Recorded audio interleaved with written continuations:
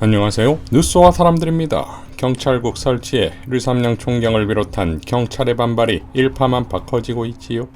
전국 경찰서장 회의가 끝나자마자 류삼경 총경에 대한 대기 발령이 내려지자 이에 반발하며 2차, 3차 추가 회의를 밝혔고 대기 발령 조치가 적법했는지에 대한 법적 대응도 예고했습니다. 이어 경감, 경위 등 중간 초급 간부들도 회의 개최를 밝혔지요. 서울 광진경찰서 김성종 경감은 24일 경찰 내부망에 글을 올려 30일 오후 2시부터 6시까지 경찰 인재개발원에서 경감, 경위 등을 대상으로 하는 전국 현장 팀장 회의를 개최하겠다고 예고했습니다.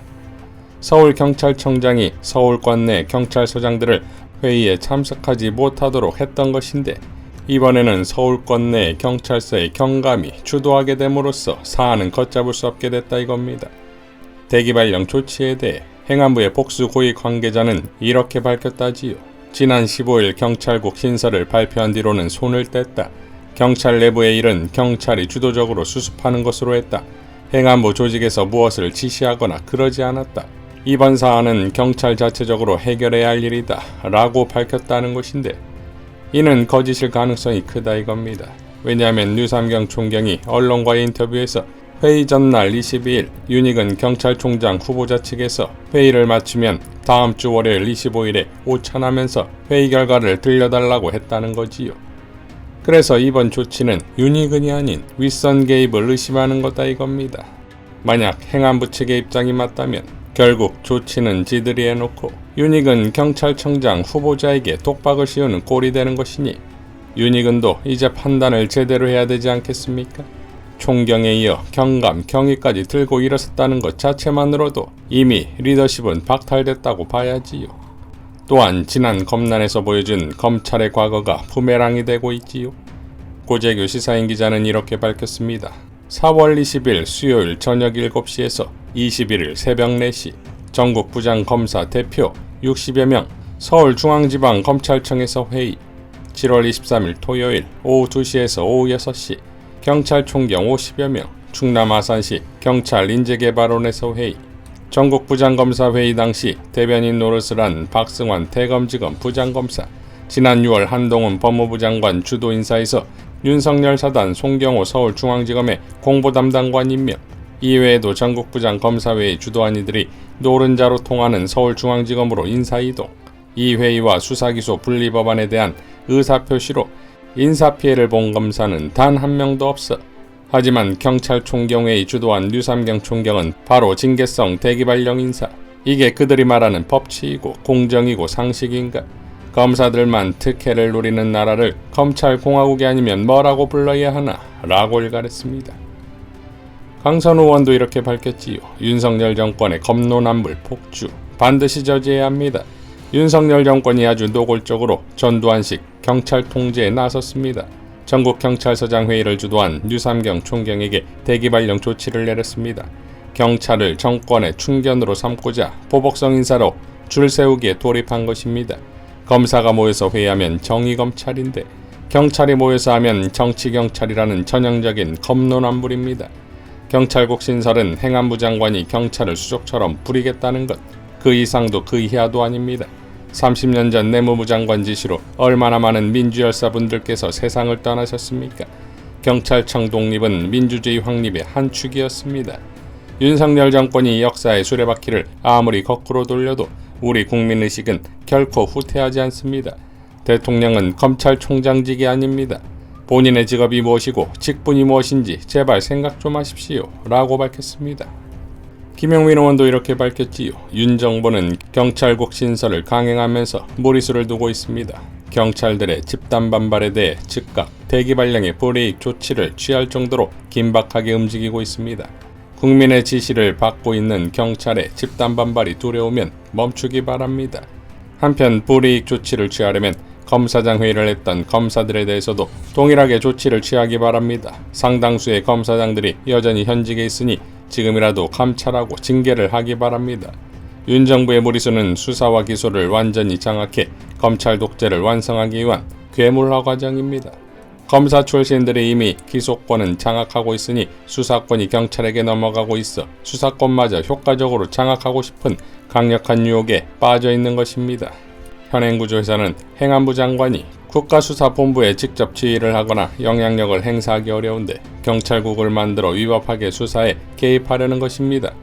검찰의 수사와 기소는 검사 출신 법무부 장관이 수시로 후배들을 만나거나 연락해 위법한 수사 지휘를 할 수 있도록 만들어 두었으니 이제 경찰에게 있는 수사권마저 확실하게 통제하고 싶은 것입니다.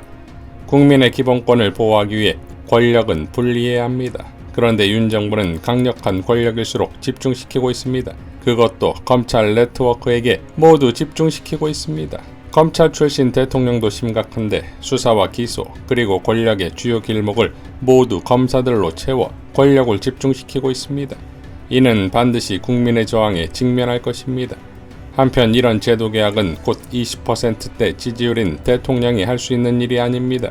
이미 정치적 식물 대통령이 되어가고 있는데 국민의 기본권은 침해할 소지가 매우 높고 과도한 변화를 야기하는 제도를 충분한 국민적 합의 없이 추진하는 것은 정치적 자살행위가 될 것입니다. 지금은 경찰의 저항이 있지만 곧 국민적 저항이 거세질 것입니다. 민심은 결국 정치를 움직여 윤 정부의 폭주를 멈추게 할 것입니다. 경고합니다. 위법한 경찰국 신설을 당장 중단하세요. 라고 밝혔습니다. 자, 지난 대선 기간에 경찰을 비하하는 윤석열의 녹취가 미국 선데이 저널을 통해 보도되었고 이에 다급해진 윤석열 측은 경찰청장을 장관으로 격상하겠다는 공약을 발표하고 유세장 연설 때마다 현장에 나와 있는 경찰관들에게 꼬박꼬박 감사 발언을 했지요. 그리고 당선이 된 후 6월 경찰청장 장관 격상은 없었던 일로 합니다. 그리고 전격적으로 행안부 산하 경찰국을 만들겠다며 이 난리를 치기 시작하지요. 자, 경찰을 발밑에 놓겠다는 것은 이미 윤석열의 녹취 발언을 보면 여실히 느낄 수 있는 것인데 이러한 사고보다 더 심각한 것이 경찰이 갖고 있는 방대한 내부 정보가 아닐까 합니다.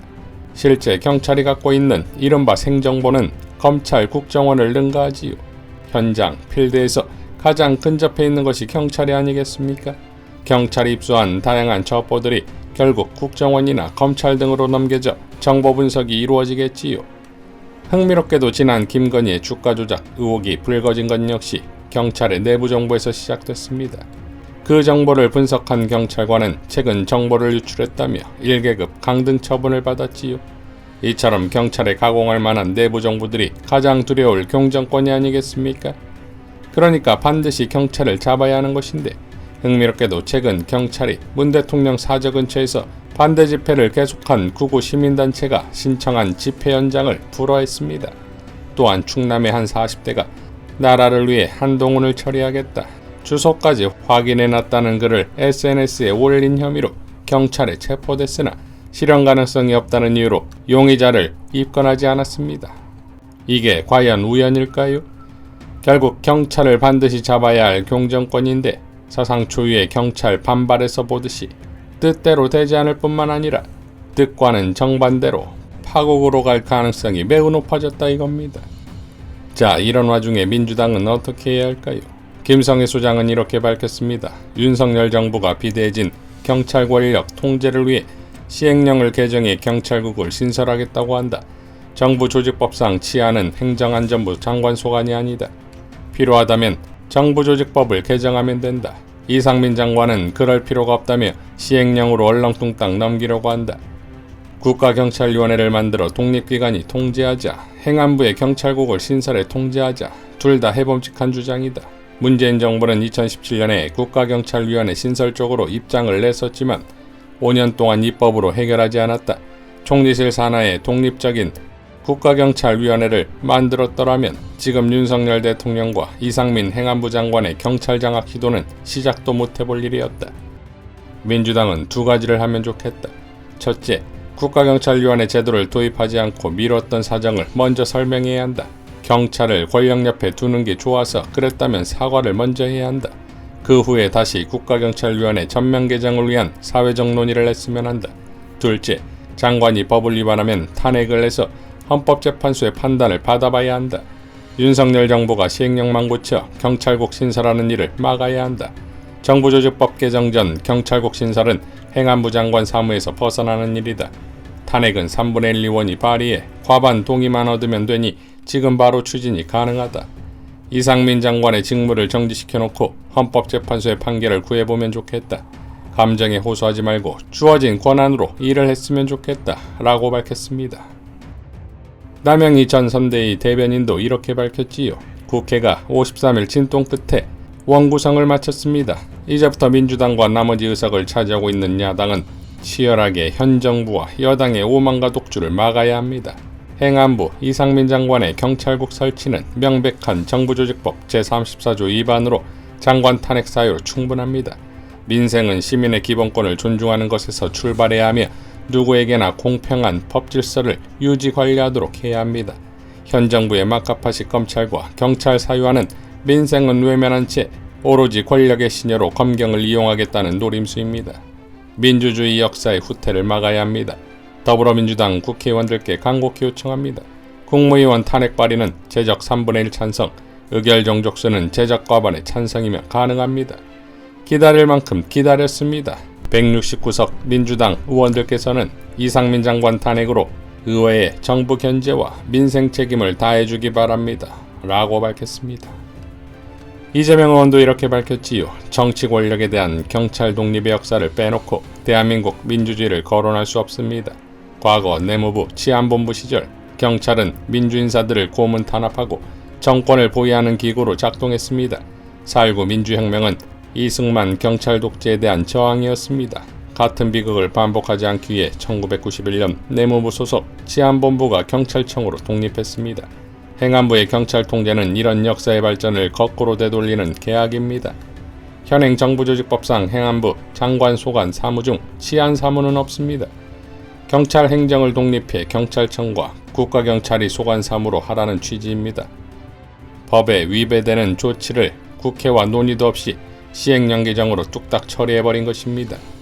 대한민국 경찰의 책무는 권력보호가 아니라 국민안전보호입니다. 정부가 이 원칙을 망각하지 않길 바랍니다. 민생 치안 현장에서 애쓰는 경찰 공무원들의 사기를 떨어뜨릴 대기발령 조치부터 중단하십시오. 그리고 경찰, 국회를 포함한 다양한 주체들과 함께 경찰개혁 방안을 원점에서부터 논의해 주시길 바랍니다. 라고 밝혔습니다. 자, 결국 행안위를 먼저 내준 민주당이 해야 할 일은 감정에 호소하는 응원이 아니라 민주당이 주어진 입법권을 바탕으로 과거에 제대로 해결하지 못한 경찰개혁 방안에 대해 다시 논의해야 하고 경찰 장악을 통해 민주주의를 위협하는 행안부 장관을 탄핵하는 일입니다. 이상 뉴스와 사람들이었습니다. 시청해주셔서 감사드립니다.